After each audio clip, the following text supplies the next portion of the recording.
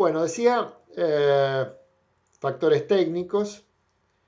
Bueno, de todo esto, cada aprovechamiento que logremos, cada esquema, cada alternativa de aprovechamiento, va a tener su potencia garantizada y su energía primaria y secundaria. Si han leído ya algo de los capítulos del libro de Cuesta Diego y Ballarino que les sugerí, tendrán claro a qué me refiero. Pero ante la duda veamos lo siguiente. Potencia garantizada es aquella potencia que una central puede garantizar, o sea, puede asegurar su entrega en cualquier momento, el 95% del tiempo por lo menos. O sea que en cualquier momento del año, dentro del 95%, la central tiene disponible esa potencia para entregarle al sistema. Por supuesto que la potencia garantizada será más elevada cuanto mayor capacidad de regulación tenga el embalse. Asimismo, de la potencia garantizada surge la energía primaria, es la energía que yo estoy garantizando con esa potencia básica que aseguro disponer.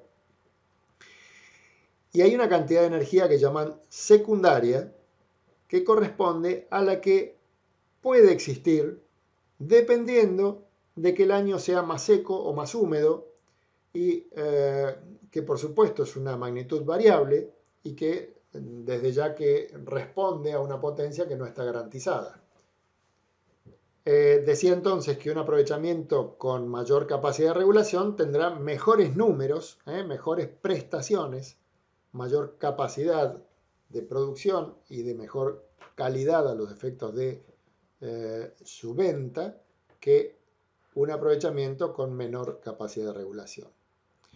Decía que también existen factores económicos y financieros y sí, efectivamente, el costo de las obras va a ser evidentemente un factor importante que nos va a llevar a definiciones. El costo de la energía generada, es decir, el costo de las obras más los costos variables a lo largo de la vida útil, nos van a permitir evaluar el costo medio de la energía que genera el aprovechamiento y eso va a reflejar un indicador muy importante a la hora de definir alternativas. Asociado a esto vamos a tener la posibilidad de evaluar la rentabilidad de las inversiones.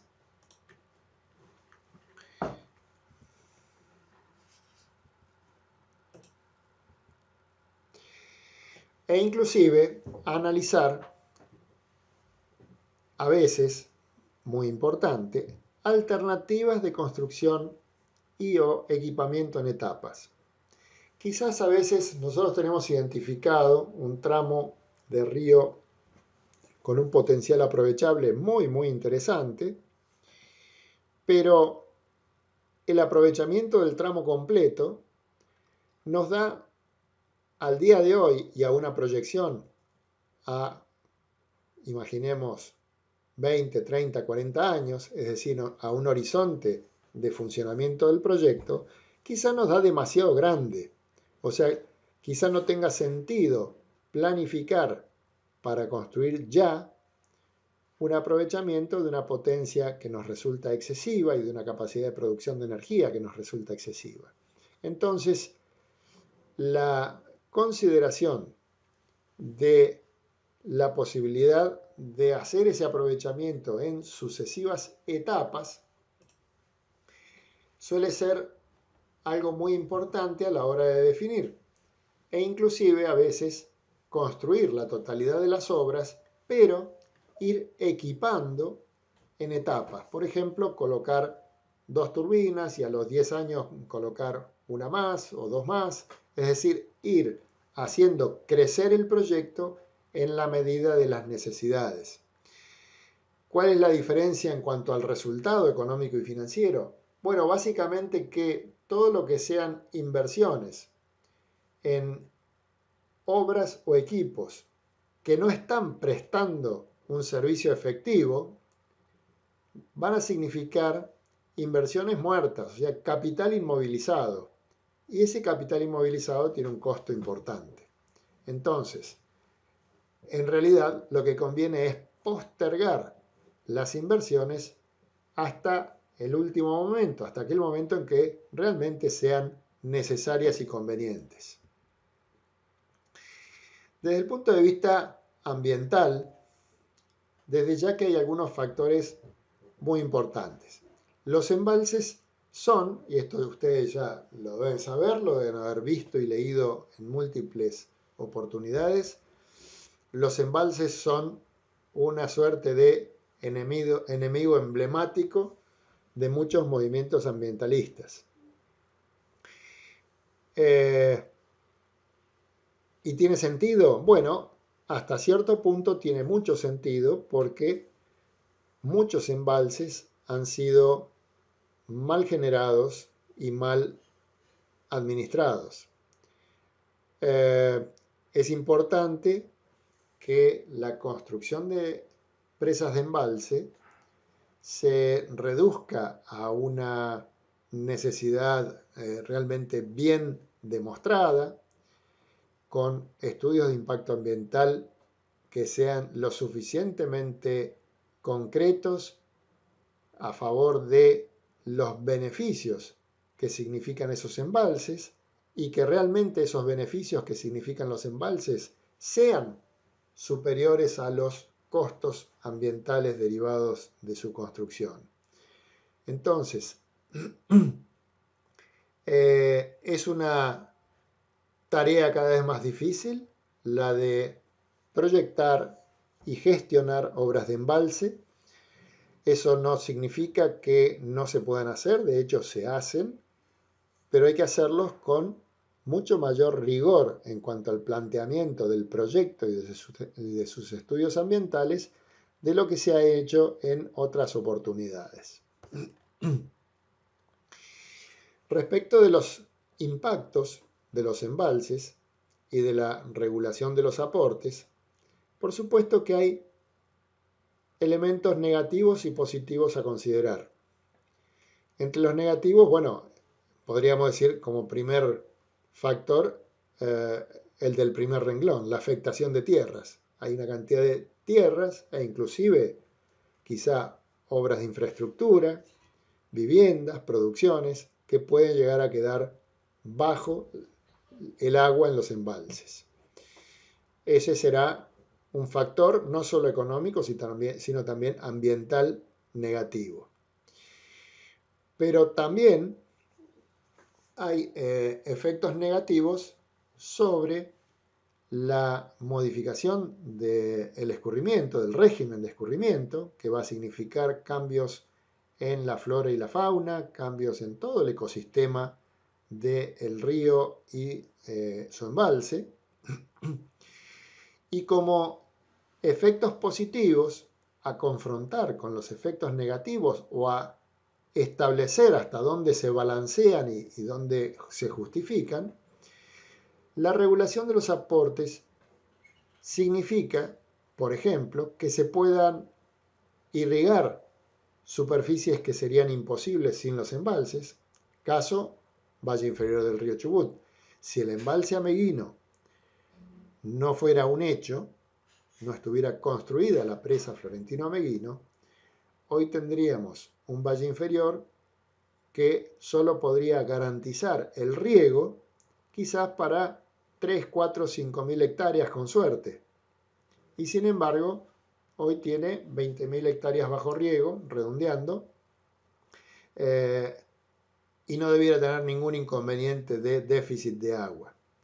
En años muy secos, quizá hoy no solo no se podría garantizar ni siquiera 4 o 5.000 hectáreas, sino el suministro de agua para uso urbano en las 6 localidades del valle, incluyendo a Puerto Madryn. Por otra parte, la regulación de los aportes significa, y que es la prioridad número 1 de Ameguino, la protección y el control de las crecidas y la protección de la población y los bienes aguas abajo. Es decir, hay una cantidad de efectos negativos, no solo, positivos, no solo los propios de la generación de energía hidroeléctrica, que son factores a tener en cuenta a la hora de la evaluación ambiental. En el mismo sentido, la generación hidroeléctrica como generación de energía limpia y renovable no produce deterioro en la calidad del agua, no produce deterioros ambientales más que los propios de las obras que la permiten a esa generación, y sí permite la generación hidroeléctrica reducir la generación de otros tipos de energías realmente contaminantes. A la hora de hacer un estudio de impacto ambiental, el impacto evitado por la generación hidroeléctrica es precisamente el impacto que generarían las fuentes de generación de energía que van a ser sustituidos con la hidroeléctrica. Es decir, la quema de combustibles fósiles, la emisión de gases, la emisión de partículas, todo lo que significa un aprovechamiento quizá de, un sistema de generación de energía termoeléctrica, nuclear o de alguna otra naturaleza no renovable.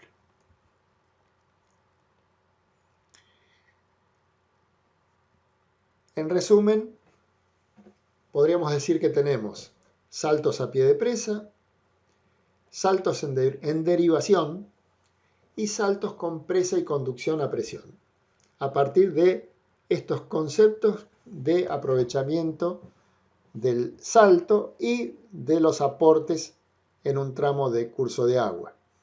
Cuando hablamos de saltos a pie de presa, estamos hablando de un caso que representa el aprovechamiento máximo de la capacidad de regulación a partir de la presa y su central colocada aguas abajo. Pero debemos tener en cuenta lo siguiente: el nivel de embalse y por lo tanto el desnivel H fluctuará entre un nivel máximo y un nivel mínimo, precisamente porque la regulación de los aportes se produce a través de la acumulación de agua y de la erogación en las épocas en que viene mucha o viene poca agua de la alta cuenca. Por lo tanto, la altura, el desnivel con que se produce la potencia es una magnitud a veces variable en una forma muy importante. El segundo tipo de aprovechamiento serían los saltos en derivación o fluyentes, saltos también llamados de pasada, porque cuentan aguas arriba con una presa de derivación que no tiene una capacidad de regulación considerable. Quizás se limite a lo mínimo para asegurar la cota de salida de agua por un canal, o a veces esa capacidad de regulación sea un poquito mayor como para compensar los horarios de baja producción de energía con los horarios de alta producción de energía. Entonces guardaremos agua en ese embalse durante las horas de escasa demanda de potencia para erogarla en las horas de mayor demanda. O a lo sumo, quizá podremos compensar a lo largo de la semana entre los días de mayor consumo, supongamos que están durante la semana, y guardar agua durante el fin de semana en que quizás se utilicen menos. En cualquier caso, estamos hablando de una presa de derivación que nos permite sacar agua por un canal hacia una cámara de carga donde nacerá la tubería forzada y finalmente obtendremos el desnivel prácticamente a partir de las conducciones de agua y no de la presa. Entonces, derivación mediante presa de derivación o toma directa. En realidad, esta presa de derivación, en algunos casos de centrales muy chicas, podría ni siquiera ser una presa, ser una toma lateral en una margen del río. ¿De qué se trata el aprovechamiento en estos casos? La figura nos permite rápidamente hacernos la idea. Yo tengo un H desnivel bruto comprendido entre los puntos A y B, y el desnivel neto será el aprovechable luego de deducir las pérdidas. Por lo tanto, lo que nosotros tratamos de hacer es lograr una conducción entre la toma y la central mucho más eficiente que el cauce natural. Y fíjense que de hecho eso es lo que ocurre en un embalse. El embalse mismo termina siendo una conducción entre la cola del embalse y la presa. Es una conducción de agua mucho más eficiente que el cauce natural.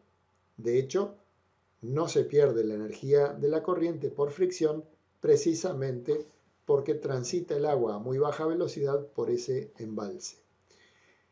En el caso de los aprovechamientos con conducciones hidráulicas de longitud importante, es crítico, es fundamental, la eficiencia de esas conducciones para lograr un desnivel aprovechable importante en cada tramo de río.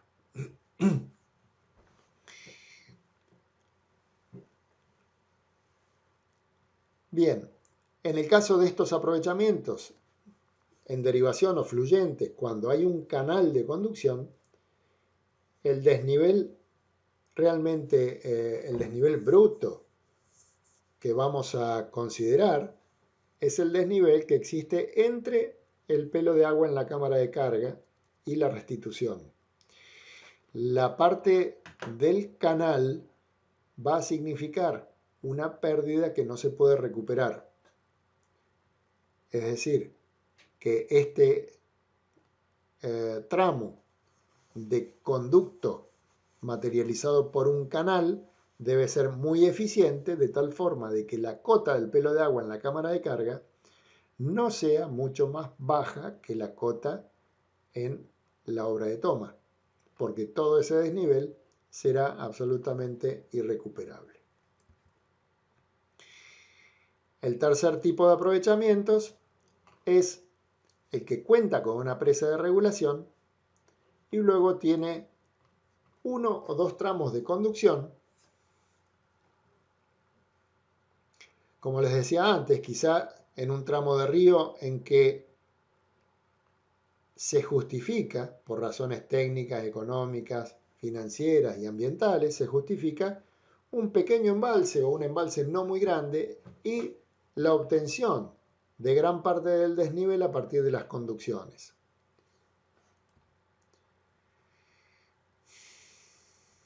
Desde ya que este tipo de esquema es más favorable que la derivación sin regulación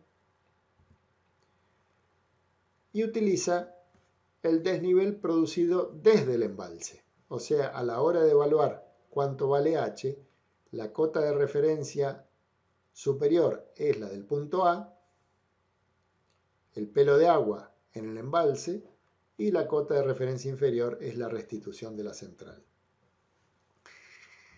La conducción forzada que vemos en la figura, por lo general, está dividida en dos tramos con la chimenea de equilibrio entre medio. A un tramo lo llamamos aducción y suele ser de baja pendiente, y al otro tramo lo llamamos tubería de presión o tubería forzada, que suele ser el que materializa la mayor parte del salto.